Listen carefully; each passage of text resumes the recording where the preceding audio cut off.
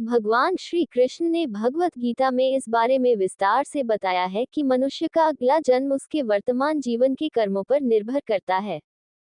जैसा कर्म वैसा फल, यह एक ऐसी सच्चाई है जिसे समझकर कोई भी व्यक्ति अपने जीवन को सही दिशा में ले जा सकता है। गीता में भगवान श्री कृष्ण ने ये स्पष्ट किया है कि जीवन में हर एक कर्म का परिणाम होता है और इस परिणाम के अनुसार ही व्यक्ति का भविष्य तय होता है। यही कारण है कि जीवन में किए गए अच्छे या बुरे कर्म हमारे अगले जन्म को प्रभावित करते हैं। कर्मों के फल का सिद्धांत न केवल धार्मिक दृष्टिकोण से महत्वपूर्ण है, बल्कि यह हमारे दिन प्रतिदिन के जीवन के निर्णयों और कार्यों को भी प्रभावित करता है। कई बार हमें यह महसूस होता है कि हमने अच्छे कर्म किए हैं, फिर भी हमें दुखों का सामना करना पड़ता है या कभी हमें बुरे कर्मों का फल जल्द ही मिल जाता है। ये सच्चाई इसलिए है क्योंकि कर्मों का फल तुरंत नहीं मिलता, बल्कि यह समय के साथ आकार लेता है। कभी कभी किसी अच्छे कर्म का परिणाम हमें बहुत देर में मिल सकता है और कभी कभी बुरे कर्मों का फल तुरंत सामने आ जाता है। ये जीवन के कर्मफल का स्वाभाविक चक्र है जो हमें ये सिखाता है कि हमें अपने हर एक कार्य में सचेत रहना चाहिए। भगवान श्री कृष्ण ने गीता में ये भी बताया कि मनुष्य के कर्म उसके स्वभाव, मानसिक स्थिति और उसके आंतरिक गुणों पर निर्भर करते हैं। हमारे भीतर तीन प्रमुख गुण होते हैं, सत्व, रजस और तमस, जो हमारे कार्यों और सोच को प्रभावित करते हैं। सत्व गुण वाले व्यक्ति अपने जीवन में सत्य, शांति और संतुलन बनाए रखते हैं।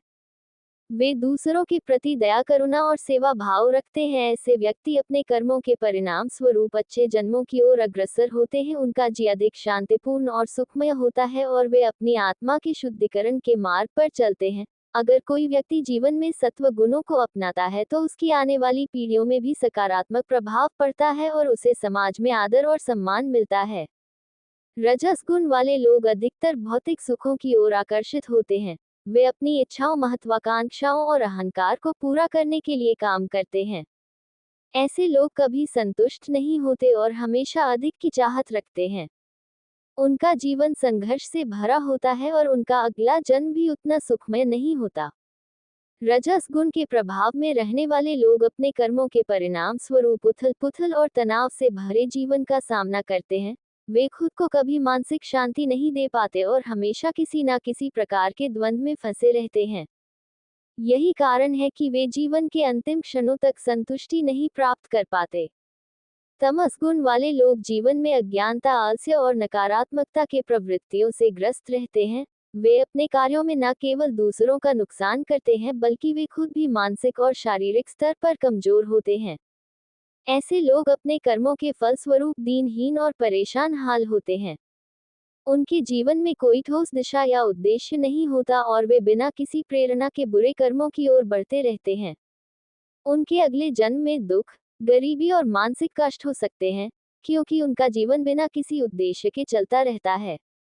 भगवान श्री कृष्ण ने ये भी कहा है कि कर्मों का प्रभाव केवल इस जीवन पर ही नहीं बल्कि अगले जन्म पर भी पड़ता है। अगर व्यक्ति अपने कर्मों को भगवान की इच्छा और सेवा में समर्पित करता है, तो वह पुनर्जन्म के चक्र से बाहर निकल सकता है। इसके लिए उसे अपने जीवन के हर कार्य को न केवल सही तरीके से करना होगा, बल्कि उसे अपनी नियत और भावना को भी शुद्ध रखना होगा। इस प्रकार भगवान श्री कृष्ण ने हमें ये शिक्षा दी कि कर्मों का फल हमेशा संतुलित और निष्कलंक होता है। ये हर व्यक्ति पर निर्भर करता है कि वह अपने जीवन में अच्छे कर्मों को अपनाता है या बुरे कर्मों में फंसा रहता है। कर्मों का ये सिद्धांत हमें ये सिखाता है कि अगर हम अच्छे कार्य करते हैं तो उसका सकारात्मक परिणाम हमें आने वाले समय में मिलेगा।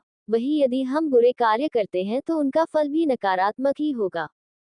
इसलिए हमें अपने जीवन के हर कर्म को ईमानदारी और सच्चाई से करना चाहिए। यही कर्मफल का वास्तविक अर्थ है, जो न केवल हमें इस जीवन में बल्कि हमारे अगले जन्म में भी सुख और समृद्धि की ओर ले जाता है। इस तरह भगवान श्री कृष्ण की शिक्षा से हमें ये समझना चाहिए कि हर कर्म का असर हमारे जीवन के हर पहलू पर पड़ता है और हमें हमेशा अच्छे कर्मों की दिशा में कदम बढ़ाना चाहिए। तो दोस्तों, हमें अगले जन्म में सुख में जीवन व्यतीत करने के लिए अपने इस जन्म के कर्म अच्छे से करने चाहिए, ताकि हमें अगले जन्म में हर सुख सुविधा उपलब्ध हो और हमें कोई कष्ट ना हो। तो दोस्तों, आपको जानकारी कैसी लगी कमेंट करके जरूर बताएगा। जानकारी अच्छी लगी हो तो वीडियो को लाइक शेयर आध्यात्मिक कथाएं चैनल को सब्सक्राइब कीजिएगा। वीडियो में अंत तक बने रहने के लिए धन्यवाद।